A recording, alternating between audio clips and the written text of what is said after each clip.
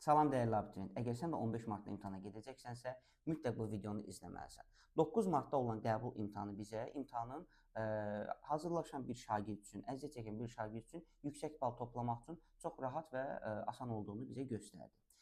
Bəs yaxşı, bizi yüksək baldan ayıran nədir? Təbii ki də mexaniki səhvlər. Bəli, bütün hər kəs dinləməni izah elədi, qrammatikanı, mətni, amma bir məsələ barədə danışılmadı. Nədir o məsələ? Mexaniki səhvlər.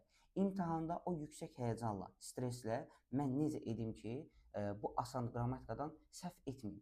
Təbii ki də dinləmə bitdikdən sonra 7-ci sual daxil ən sonuncu suala qədər ilk bizim görəcəyimiz iş sadəcə olaraq şərhləri oxumaqdır.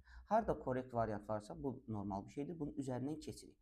Amma hansı testin şərtində wrong, incorrect, synonym, antonim, closest, opposite bu sözlər olarsa, dərhal bu sözləri görünəcək şəkildə dairə eləyirik.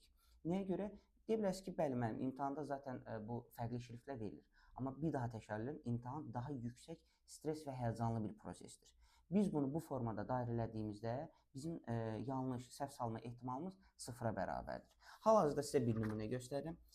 Fikir verin, ağ bir kağızdır, imtahandayım, dinləmə bitib və mən qrammatik testlərin yalnız qrammatik və mətnin daha doğrusu şərtlərini bu formada dairə edirəm. Bu bizim qrammatik suallarımızdır, bu da bizim mətn suallarımızdır.